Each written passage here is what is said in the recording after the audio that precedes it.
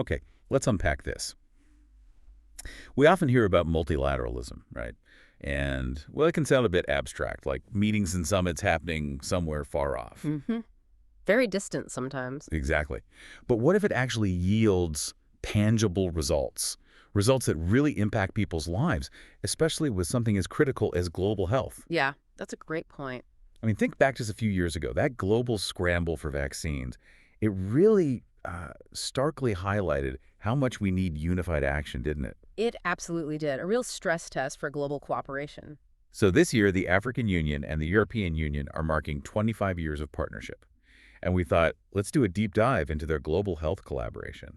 It's a chance to show how multilateralism isn't just theory, it can be a lifeline. Indeed. And this partnership, it's a prime example of that kind of successful multilateralism in action. How so? Well, it's not just about, shared values on paper. It's about practical benefits that actually cross borders, things that enhance health security and, crucially, unlock new development opportunities for citizens. You know, what I found most compelling looking into this, it's not just talk about aid money. It seems genuinely focused on, well, bolstering local health systems. Right. Building them up from within. Yeah, and increasing autonomy, getting access to medicines independently, and also tackling these shared threats, pandemics, obviously, but also things like antimicrobial resistance, climate-related diseases. Which are huge growing challenges. So what does that bolstering actually look like?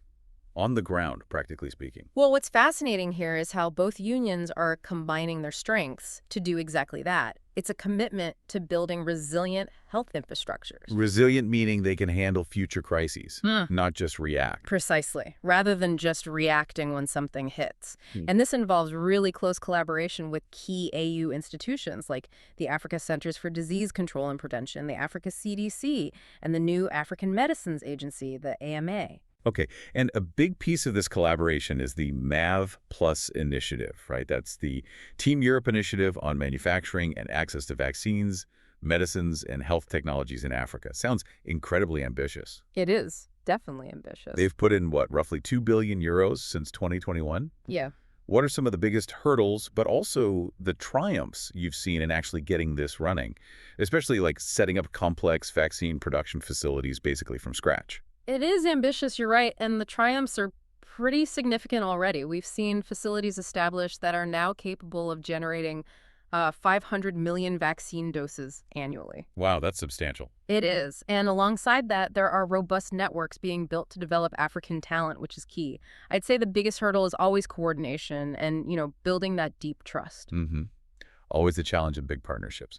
But this initiative, MAV Plus Sword, it works very closely with the Africa CDC to improve access to quality products. They're even pooling procurements through mechanisms quite similar to what the EU did during the COVID-19 pandemic. That sounds like a potential game changer for health sovereignty. Absolutely. So basically, the power for African nations to independently produce, regulate, and access their own essential medicines. Instead of being vulnerable to, say, global supply chain chaos or external political pressures. That's precisely it. That's the goal. So how is the regulatory strengthening part of MAV plus helping shift that landscape? Well, the MAV Plus initiative provides crucial expertise in areas like, exactly, regulatory strengthening and skills development. This directly feeds into getting the newly established AMA operational. The African Medicines Agency. Yes, and this agency is set to play a vital role in harmonizing regulatory frameworks across the continent. Imagine one streamlined approval process instead of 50-plus different national ones. That'll make a huge difference. Huge. And it's key to supporting local production and improving access to safe, effective medical products. Strategic partnerships are already forming with the European Medicines Agency, the EMA, to help fast-track this whole process. Okay, so we've looked at how this partnership fosters autonomy in Africa. But you mentioned it's a two-way street, both unions bringing strengths. Let's pivot slightly. How do the EU's own internal health programs, like EU for Health, how do they reinforce this global collaboration?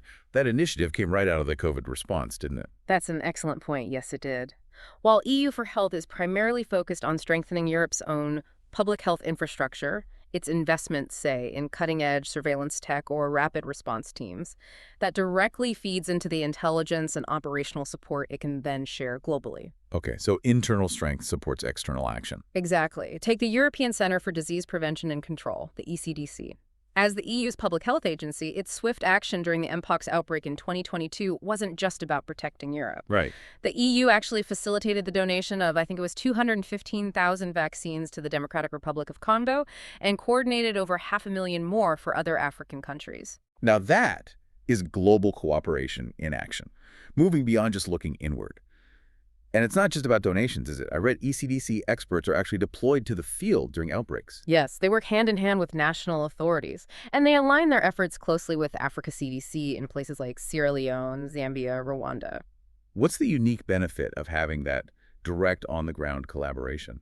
The unique benefit is, well, it's real-time knowledge transfer and capacity building that's actually embedded in the operational response itself. It's not just theoretical training. I see. Learning by doing, together. Precisely. And this deep collaboration extends to strategic readiness, too.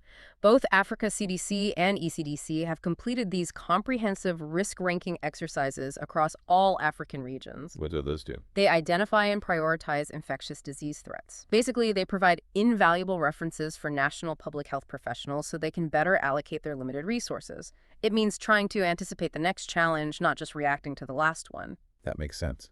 And looking ahead, there's this professional exchange program launching late 2025, pairing Africa's CDC centers of excellence with EU institutions. Yes, that's right. It's designed to create even more opportunities for that direct knowledge transfer and capacity building. It sounds like a true investment in people, in the experts themselves. Definitely.